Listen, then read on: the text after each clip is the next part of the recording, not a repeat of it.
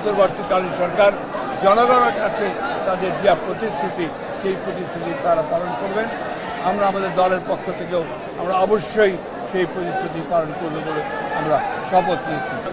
আমরা বিগত 15 বছর ধরে যে গণতন্ত্রের জন্য সংগ্রাম করেছি, গণতন্ত্র পুনরুদ্ধারের জন্য সংগ্রাম করেছি, মানুষের ভোটের অধিকারের জন্য সংগ্রাম করেছি, মানুষের ভাতের অধিকারের জন্য সংগ্রাম করেছি, মানবাধিকারের জন্য যে সংগ্রাম করেছি, সেই সংগ্রাম যেন প্রতিষ্ঠিত হতে পারে সেই জন্য আমরা পরম আল্লাহ তাআলার কাছে দোয়া করেছি।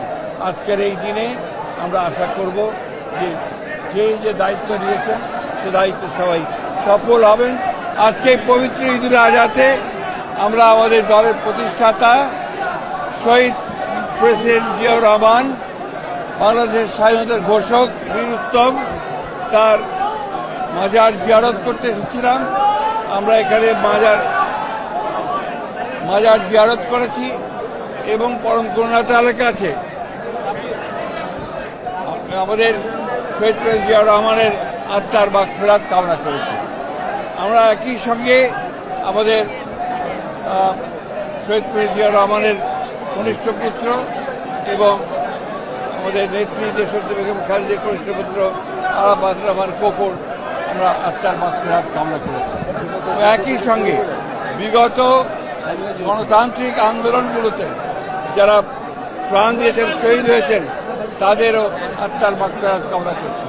বিশেষ করে 1971 সালের স্বাধীনতা যুদ্ধে যারা এই দেশের স্বাধীনতার জন্য প্রাণ দিয়েছেন, শহীদ হয়েছেন, তাদের প্রতিও আমরা আমাদের শুভেচ্ছা জানাচ্ছি, শ্রদ্ধা জানাচ্ছি, আত্মার মাগফিরাত কামনা করছি। এবং গণতন্ত্রের জন্য বিগত 15 বছর এবং জুলাই আগস্টে যারা শহীদ হয়েছেন তাদের প্রতিও আমাদের শ্রদ্ধা, তাদের আত্মার মাগফিরাত কামনা করছি। আমরা আজকের এই পবিত্র ঈদুল ফিতরের দিনে প্রত্যেকটি বাংলাদেশের মানুষ যেন আনন্দের সঙ্গে উদযাপন করতে পারে সেই প্রার্থনা করছি, দোয়া চাইছি আমাদের দেশের খালেদা জিয়া সুস্থ হয়ে অবিলম্বে আমাদের দেশের মধ্যে ফিরে আসেন। আল্লাহ তাআলার কাছে এই দোয়া চাইছি যে আমাদের নেতা তারেক রহমান তিনি অতি শীঘ্র আমাদের মাঝে ফিরে আসেন। এবং আমরা বিগত 15 বছর ধরে যে গণতন্ত্রের জন্য সংগ্রাম করেছি, গণতন্ত্র পুনরুদ্ধারের জন্য সংগ্রাম করেছি, মানুষের ভোটের অধিকারের জন্য সংগ্রাম করেছি, মানুষের ভাতের অধিকারের জন্য সংগ্রাম করেছি, মানবাধিকারের জন্য যে সংগ্রাম করেছি, সেই সংগ্রাম যেন প্রতিষ্ঠিত হতে পারে সেই জন্য আমরা পরম আল্লাহ তাআলার কাছে দোয়া করেছি।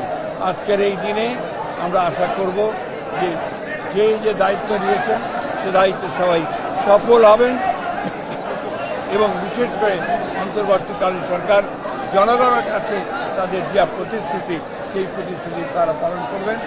আমরা আমাদের দলের পক্ষ থেকেও আমরা অবশ্যই সেই প্রতিশ্রুতি পালন করব বলে আমরা শপথ নিয়েছি।